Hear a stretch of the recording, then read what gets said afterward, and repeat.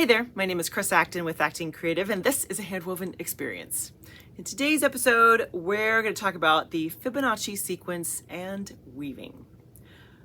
To start things off, I'm going to give you a big old math alert. Friends, we are going to talk math and numbers. What's amazing about weaving is that you don't have to love math. However, it is one of those amazing crafts that goes together with math like peanut butter and jelly. There's just a lot of ways to tie the two together. And if you really enjoy tinkering with numbers and with math, weaving is for you, that is for sure. And in this episode, well, we are going to discuss this really interesting sequence of numbers that you can then use as a bit of design inspiration for your weaving projects. That's the goal. So let's start off by talking about a little bit of the history of the Fibonacci sequence. First of all, this sequence of numbers has been around for a very, very, very long time. However, it really came to prominence with a guy named Leonardo of Pisa, an Italian mathematician. He wrote a book in 1202 titled Liber Abaci. Ooh, forgive me if I butchered that. But he was the one who really took this mathematical sequence and put it in the forefront. And therefore, from then on, we associate this sequence of numbers with this guy who we just call Fibonacci. That is how it started. What's amazing about the Fibonacci sequence is that it's really just a reflection of what's already happening in nature. If you look at plants, if you look at the way things grow, there's so much in nature organically that then you can assign these numbers to, and it becomes this beautiful mathematical sequence. So it's this great tie between nature and science and math, and it all just kind of goes together in this really elegant set of numbers. So it's kind of a chicken or the egg, isn't it? That nature already uses the Fibonacci sequence, but we've just then assigned the numbers to explain it, if you will. Anyways, that is kind of a little bit background about the Fibonacci sequence. Let's talk about what it actually is. So the Fibonacci sequence starts with a 0 and then a 1. And here is the whole way to figure it out. You take those two numbers and you add them together to get the next number, which in this case is 1.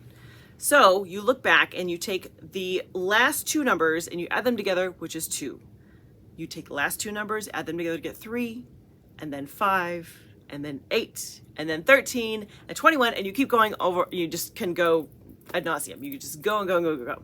But that is the sequence. You're always adding two numbers together, and it's the last two numbers to get the next one. So it has this kind of perpetual motion kind of vibe to it, which is very cool. I remember growing up, my dad taught math methods. He's a college professor, and he would talk about the golden ratio. And there's a direct correlation between the Fibonacci sequence and the golden ratio. Again, you'll find golden ratio everywhere in nature, and it's one of the most pleasing ratios of one side to the other side, and you can really go down a rabbit hole here, that's for sure.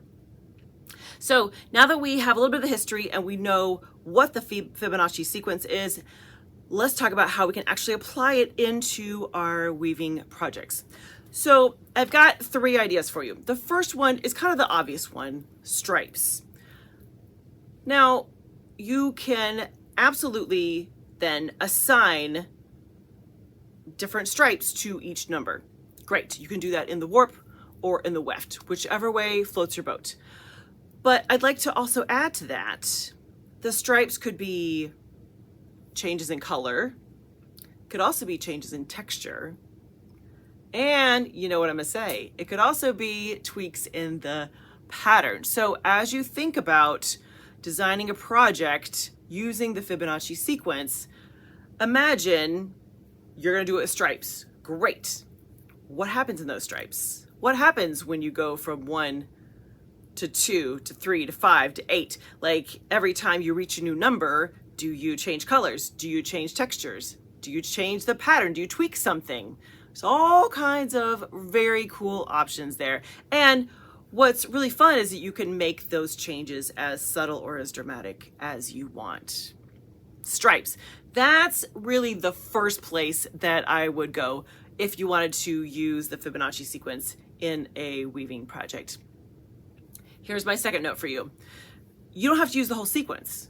I find that I don't really count past 10 very well. So let's say that you want to take just a portion of the sequence and take it out of context. So you just want to use, let's say 2, 3, 5, 8. Like you want to use that set. Well, do you use that grouping then and roll it over and over again? So 2, 3, 5, 8, 2, 3, 5, 8, or whatever that is. You could take even less than that, like 2, 3, 5 or something, and just use that little chunk, the little portion of the Fibonacci sequence as you're designing your project. Imagine that you're going 2, 3, 5, 8, 13, 8, 5, 3, 2. Like roll it back and forth. Use it in different ways. Maybe it's 2, 3, 5, and then 3, 5, 8, and then 5, 8, 13. There's all kinds of cool ways then that you can just take a slice out of the Fibonacci sequence and use that in the design of your project. So my second suggestion is just to use a portion. There's no need to go ad nauseum.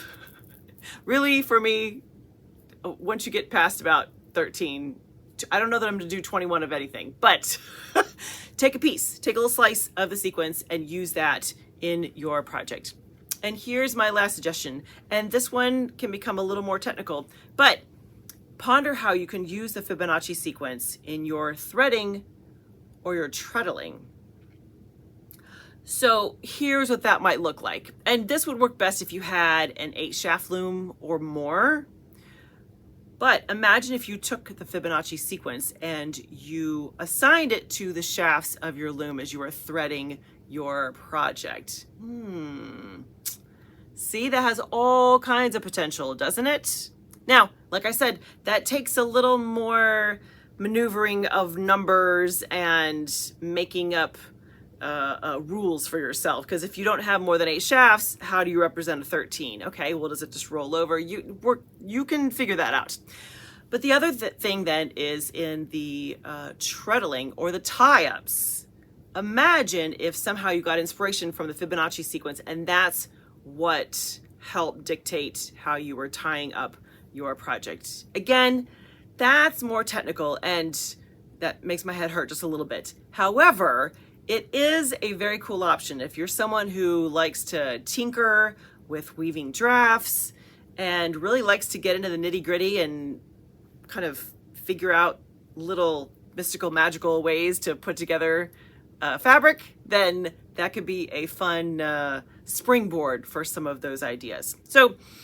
So let's recap really quickly. So if you want to use a Fibonacci sequence in a future weaving project, here are 3 big ideas for you. The first one is use it in stripes. Like I said, that's kind of the obvious one, but don't forget that stripes do not have to be just color. They could be stripes of color, texture, or pattern. And they can also be in the warp and or the weft. See, it opens all kinds of doors right there when you think about all the places that you can use this sequence. The second suggestion is to just take a slice, just take a piece of it and use that over and over again. Go up and go down, like really kick that little tiny piece of the Fibonacci sequence and really, give it a workout. Play with how you can use that wonderful ratio of numbers. And the third suggestion then is to use it to inspire your threading and treadling. That one's going to be more technical, friends. However, if you are a more technical weaver, have fun with that. What's so cool, I think, about the Fibonacci sequence is that this sequence of numbers just is pleasing to the eye. Like when you roll from 2 to 3 to 5 to 8, like it just kind of grows organically, which makes sense because you find it in nature. But that's why I've always kind of liked the Fibonacci sequence, because when you look at it, it just feels good in your bones, if that makes sense, that a numerical sequence could feel good in your bones, but it just does. And if you don't believe me, try it on for size. Now, in the comments, let me know, have you played with the Fibonacci sequence? And if so, how did you use it in your project. I'll be very curious to see how you decided to put this really interesting sequence of numbers into action, into a practical project. So let me know. All right, friends, have a great week. Think about Fibonacci, and happy weaving.